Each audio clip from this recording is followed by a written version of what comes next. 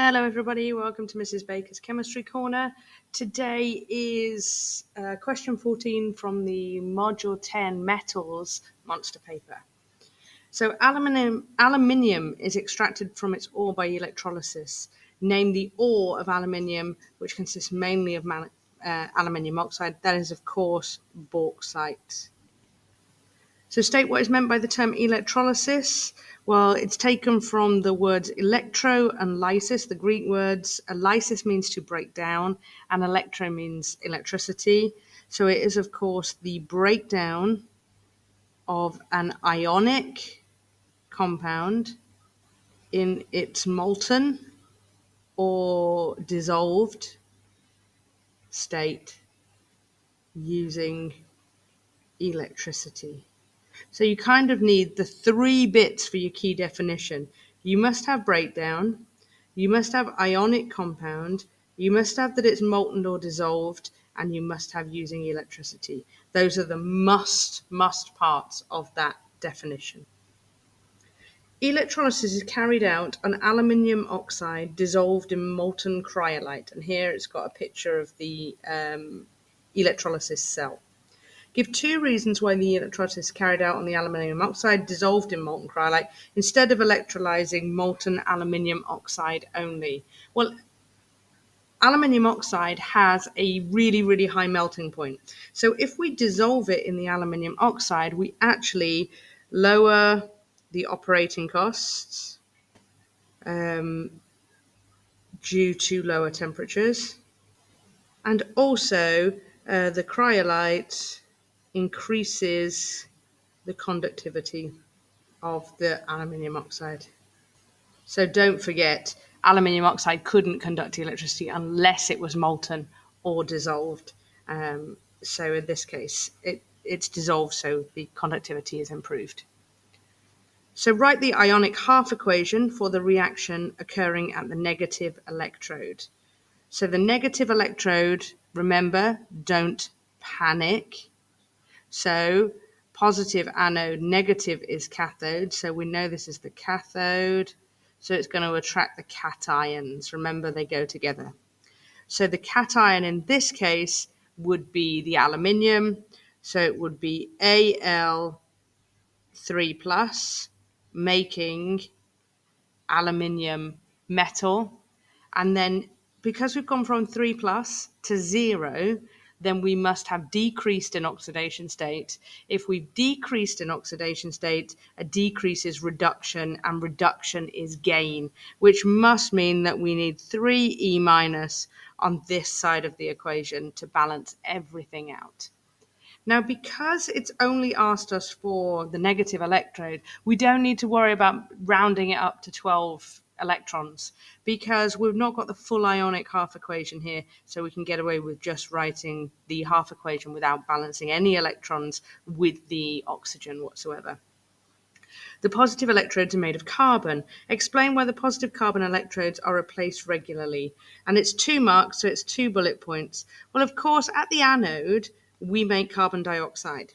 We make oxygen, sorry. And so the oxygen that is produced will react with the carbon anode to form carbon dioxide, which of course bubbles away. So the carbon anode is just going to dissolve over time as it's turned into carbon dioxide. Aluminium is more reactive than copper. When aluminium is added to aqueous copper 2 sulfate, no immediate reaction is seen. Explain why. It's because the aluminium forms a very stable, very thin, stable oxide layer on the outside, which makes it appear less reactive than it actually is. So aluminium forms an unreactive oxide layer. So aluminium reacts with oxygen to form an amphoteric oxide. There's 2 amphoteric oxides you need to know for this syllabus, and that's aluminium and zinc. State what is meant by the term amphoteric. So it means that an amphoteric oxide will neutralize both acids and alkalis.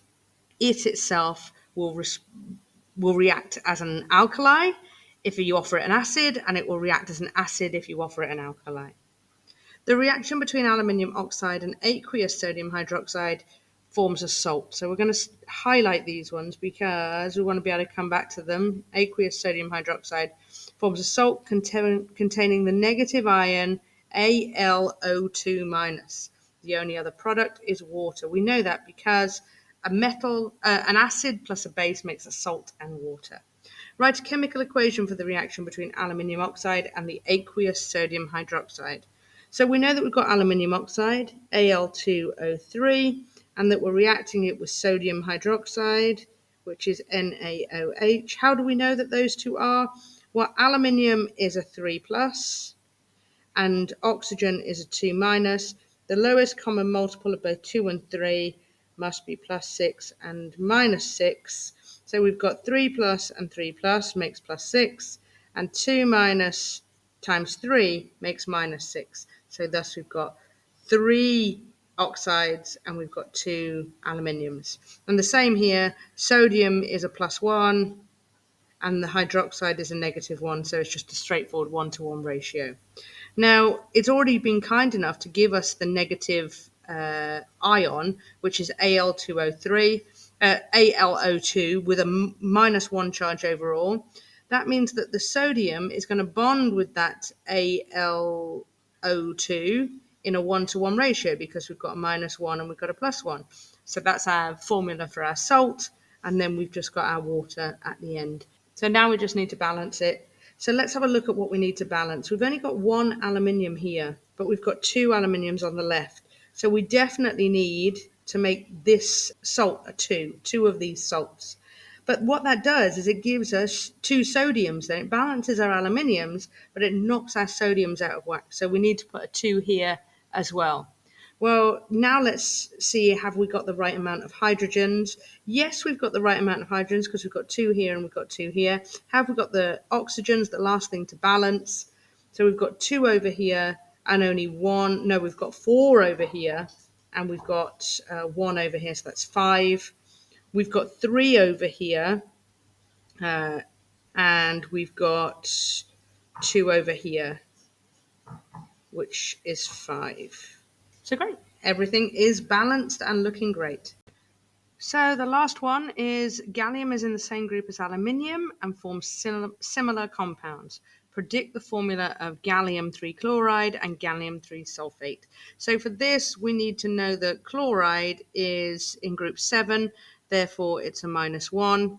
So in order to balance out the gallium that's a 3+, we know it's a 3+ because of the Roman numerals, we must have 3 chlorides. So gallium is Ga, and so we must have 3 chlorides to balance them out.